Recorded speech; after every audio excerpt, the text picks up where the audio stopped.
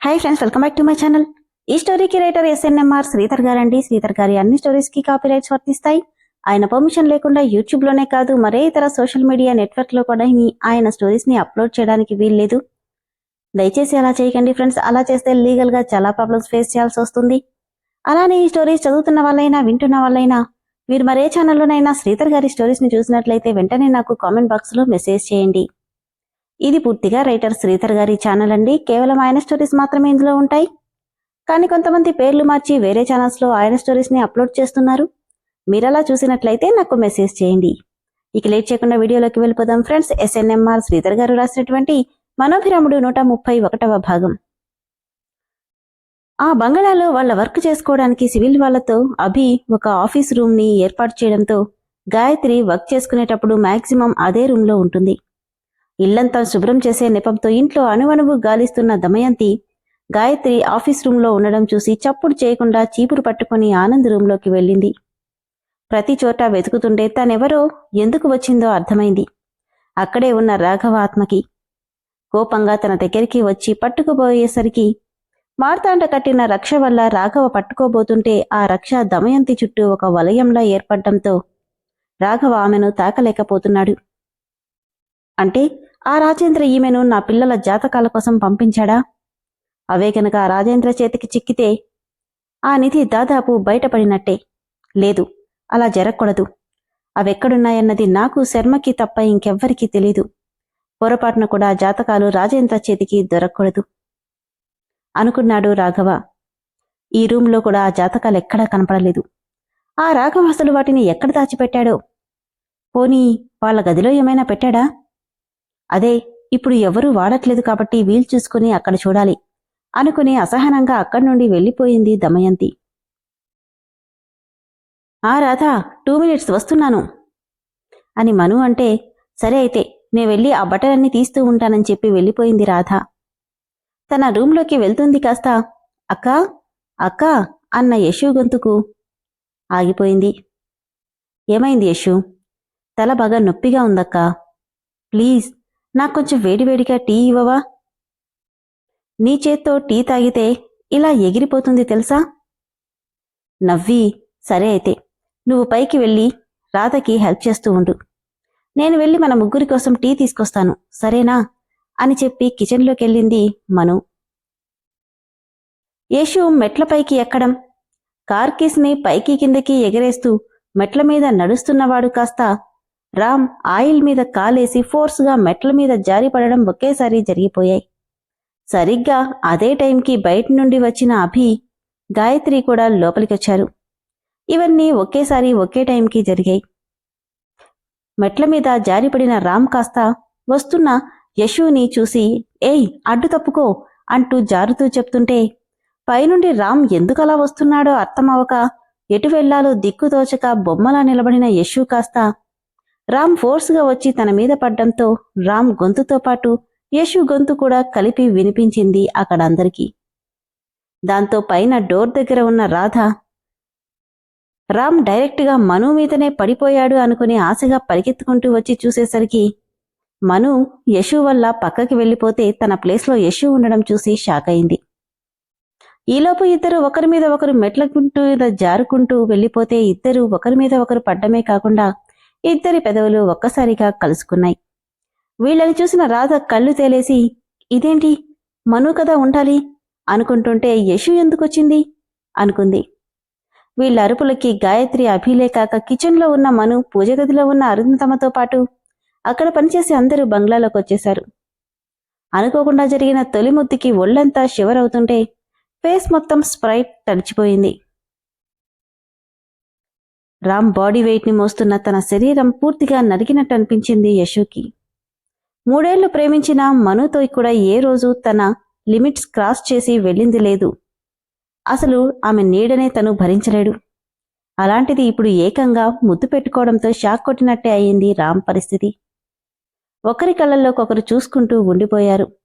వాళ్లను గమనించిన అభి పెదవుల మీద సన్నటి చిరునవ్వు కదలాడితే ఏంట్రా ఇలా పడిపోయారు అన్న అరుంధతమ్మ గొంతుకి ఇద్దరూ స్పృహలోకొచ్చి చుట్టూ చూసి ఛ అనుకున్నాడు రామ్.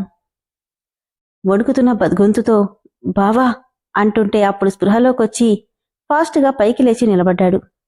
మను కంగారుగా దగ్గరకొచ్చి యశు దెబ్బలేమైనా తగిలాయా అంటుంటే తొలి ముద్దికి వాడిపోతున్న కళ్ళని అతి కష్టంగా పైకెత్తుతూ అదేం లేదక్కా, బానే ఉంది.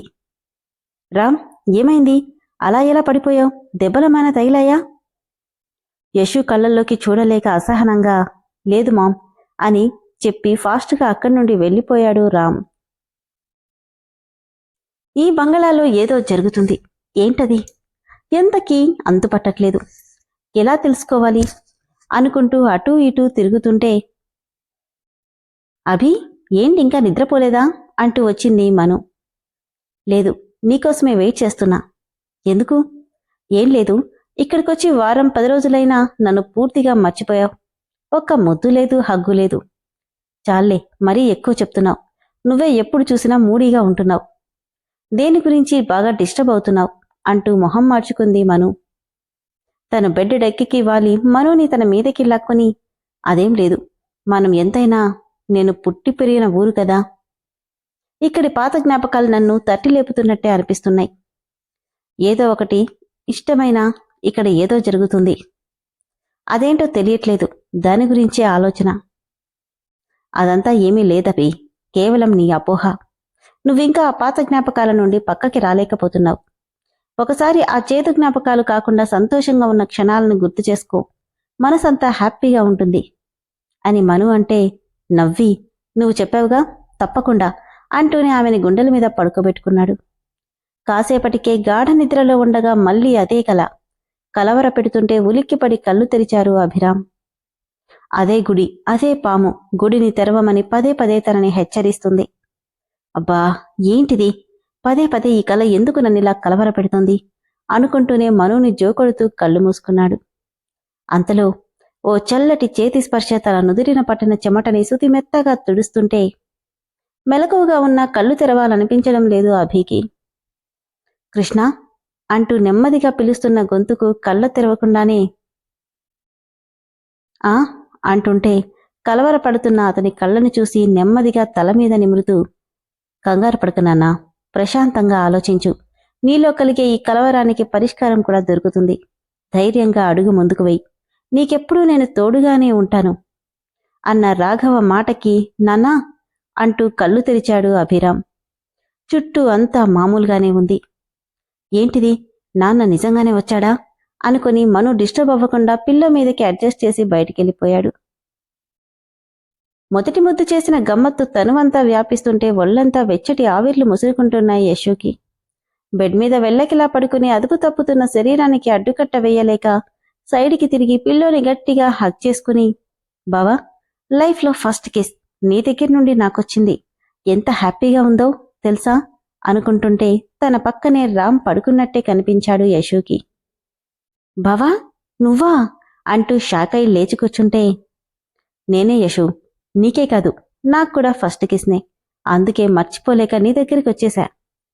నిజంగానా బావా? నిజంగా. థ్యాంక్ యూ బావా అంటూ అతన్ని పట్టుకోబోతే ఆ ప్లేస్లో పిల్లో తప్ప ఏమీ కనపడలేదు. ఛ, ఇదంతా కళ. బావా, నువ్వు నన్ను చాలా డిస్టర్బ్ చేస్తున్నావనుకుంటూ కళ్ళు మూసుకుంది యశు. వచ్చినప్పటి నుండి మొట్టమొదటిసారి వాళ్ళమ్మా నాన్న గదిలో అడుగుపెట్టాడు అభిరామ్. ఎదురుగా కనిపిస్తున్న తల్లి తండ్రి ఫోటోలను చూడగానే తల్లి తండ్రి ఎంత సఖ్యంగా ఉండేవాళ్ళో గుర్తొస్తుంటే తెలియకుండానే కంట్లో తడిచేరింది. అడుగులో అడుగేసుకుంటూ వెళ్లి రాఘవ ఫోటోని చేత్తో తడిమాడు. నువ్వు నిజంగా ఇక్కడున్నావా నాన్నా అని ఒక్కో మాట కూడా పలుక్కుని అడుగుతుంటే దానికి సిగ్నల్గా ఉన్నట్టుండి ఆ గదిలో విపరీతంగా గాలి వీస్తూ కిటికీలన్నీ టపటపా కొట్టుకుంటున్నాయి. అక్కడున్న ఫ్లవర్ వాజులన్నీ శబ్దం చేస్తుంటే నానా, నువ్విక్కడున్నావా? ఉంటే నాకు కనిపించు ప్లీజ్ నాన్నా, నిన్నొక్కసారి చూడాలనుంది అని అభిరామ్ అంటుంటే గాలి విపరీతంగా ఎక్కువై అభి కళ్ళని మూసేసింది. 2 నిమిషాల తర్వాత కళ్ళు తెరిచిన అభిరామ్కి రాఘవ ఫోటో పక్కకి జరిగి ఉండడం చూసి ఎంత పెద్ద గాలైనా అంత పెద్ద ఫోటోని కదిలించలేదు.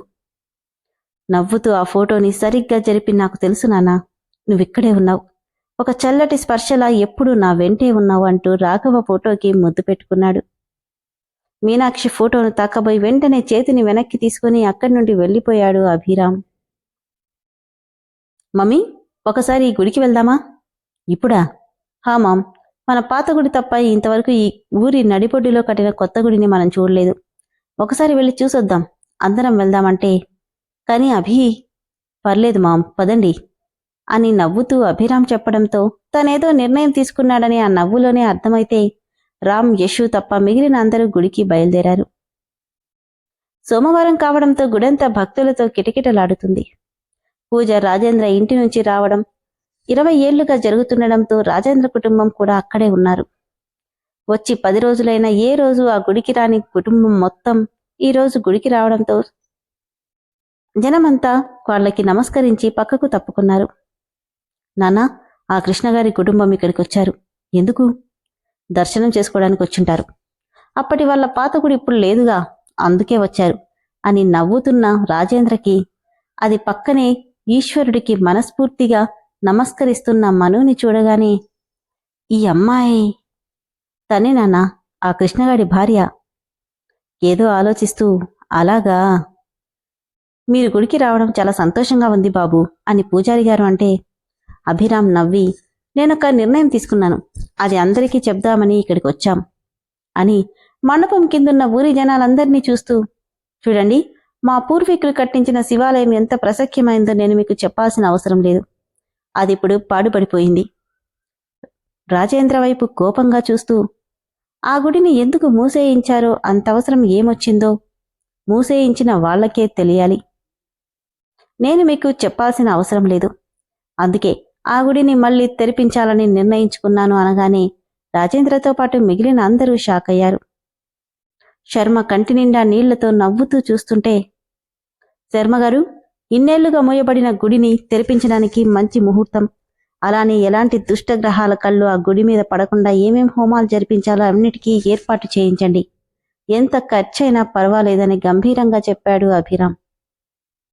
తప్పకుండా బాబు అంటే రాజేంద్ర గట్టిగా, అభి, ఎవరినడిగి ఆ గుడిని తెరిపించాలనుకుంటున్నావు అన్నాడు.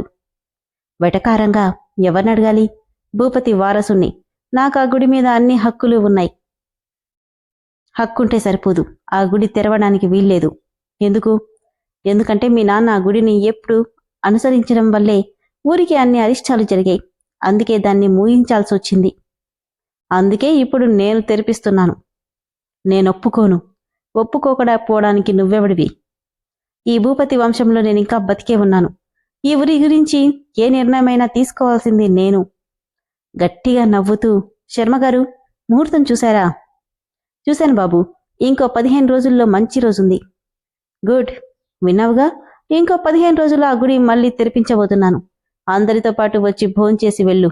కాదు కూడదని గొడవ చేశావో నిన్నిక్కడే నరికి పాతిపెట్టి దానిమీద ధ్వజస్తంభంలా నిలబెడతా అంటుంటే, రేయ్ నిన్ను అంటూ మీదకి రాబోయాడు ధను. రేయ్ అన్న అభి గొంతు సింహ గర్జన్లా వినిపించడంతో ఎక్కడివాడక్కడే ఆగిపోయాడు. నా గురించి నీకు పూర్తిగా తెలీదు. నేనొక్కసారి చెప్తాను, వినకపోతే చేతులతో చూపిస్తా. మీ అందరికీ ఇదే నా ఆహ్వానం. ఇంకో 15 రోజుల్లో అంగరంగ వైభవంగా గుడిని తెరిపిస్తాను. 20 ఏళ్ల తర్వాత ఆ గుడిని తిలకించి తరించాలని కోరుకుంటున్నా.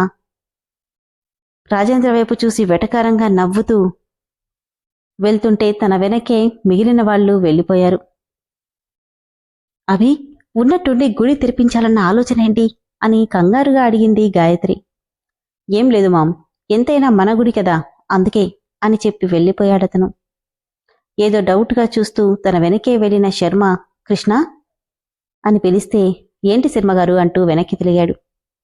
ఏమైంది బాబు? ఉన్నట్టుండి ఆ గుడిని తెరిపించాలని ఎందుకనుకుంటున్నావు? నాకు చెప్పకూడదా? అదేం లేదు శర్మగారు అంటూ ఇక్కడికి వచ్చినప్పటి నుండి తనకొస్తున్న కల గురించి చెప్పగానే, అవును శర్మగారు, పైగా నిన్న నానమ్మ ఆ గుడి గురించి చెప్పగానే ఎట్టి పరిస్థితుల్లో తెరిపించాలని నిర్ణయించుకున్నాను. ఇంతకీ నిజంగానే ఆ పాము అక్కడ ఉందంటారా? తెలీదు బాబు, కాని మీ నాన్న మాత్రం చాలాసార్లు ఆ గుడికి దగ్గర్లో ఏదో పాము బూస వినిపించిందని చెప్పాడు. గుడి దగ్గర్లోనా? అవును బాబు. ఆ తర్వాత మీ నాన్న అంటూ ఏదో చెప్పబోయి, పిల్లల జాతకాలు ఈ మహల్ దాటి వెళ్లడానికి వీల్లేదు శర్మ. వాటి స్థానంలో డూప్లికేట్ జాతకాలను గుళ్ళో పెట్టించు అని ఒకరోజు రాఘవ తనకు చెప్పడం గుర్తొచ్చింది. ఎందుకు రఘు అని అడిగితే, ఇప్పుడు నన్నేం అడక్కు, నేనేం చెప్పలేను అన్నాడు. అది కాదురా శర్మ, నీకు చెప్పేదైతే ఖచ్చితంగా చెప్పేవాణ్ణి. ఇది మనిద్దరి మధ్య ఉండాలి, మూడో కంటికి తెలియకూడదు అని ఒకప్పుడు జాతకాల విషయంలో రాఘవ చెప్పిన మాట గుర్తురాగానే, చెప్పండి రాఘవ గారు, ఆ తర్వాత ఏం జరిగింది అని అడుగుతున్న అభిరామ్ని చూసి, ఏం లేదు బాబు, ఈ గొడవలన్నీ జరిగాక ఆ తర్వాతే ఈ గొడవలన్నీ జరిగాయి. ఇక నేను వెళ్తాను, సరిగ్గా 15 రోజులే టైముంది, మిగిలిన పనులన్నీ చూస్తానంటూ అక్కడి నుండి వెళ్ళిపోయాడు శర్మ. ఆఫీసు రూంలో గాయత్రి రామ్లతో కలిసి ఫైల్ చూస్తున్న అభికి ఫోన్ రావడంతో లిఫ్ట్ చేసి హలో అన్నాడు. అటువైపు వాళ్ళు ఏం చెప్పారో తెలియదు కానీ కూర్చున్న వాళ్ళు కాస్త లేచి నిలబడ్డాడు. ఏమైందభి? లైన్ కట్ చేసి, ఏం లేదుమా, ఫ్రెండ్ ఫోన్ చేశాడు, చిన్న పనుంది, బెంగళూరు వెళ్ళాలి. ఇంత అర్జెంటుగానా? అంటే మామ్, నా ఫ్రెండ్ ఏదో చిన్న ప్రాబ్లంలో ఉన్నాడు, అలానే ఆఫీసు కూడా ఒకసారి వెళ్ళొస్తాను. ఎప్పుడెళ్తున్నావు అని రామ్ అడిగితే, ఇప్పుడే అంటూ మరో మాట మాట్లాడే ఛాన్స్ ఇవ్వకుండా వెళ్ళిపోయాడు. ఉన్నట్టుండి పనేంటి, ఎంత ఇంపార్టెంట్ అయినా ఇలా వెళ్ళడే, ఏమై ఉంటుంది అనుకుంటూ ఆలోచనలో పడ్డాడు రామ్. విన్నారు కదా ఫ్రెండ్స్, అభిరామ్ అయితే మొత్తానికి ఆ గుడిని తెరవాలని డిసైడ్ అయ్యాడు. మరి ఆ గుడి తెరిచించబోయే ముందు, తెరిచిన తర్వాత ఎలాంటి పరిస్థితులు ఎదురవబోతున్నాయో ఉండే కొద్దీ తెలుసుకుందాం. అలానే రామ్ ప్రేమలో పూర్తిగా పడిపోయింది యశు. రాధ వేసిన ప్లాన్ తిరిగి తిరిగి వాళ్ళిద్దరినీ ఒకటి చేసేలా ఉంది. మరి రాధ ఆలోచనలు, రామ్ మొండితనం కలిసి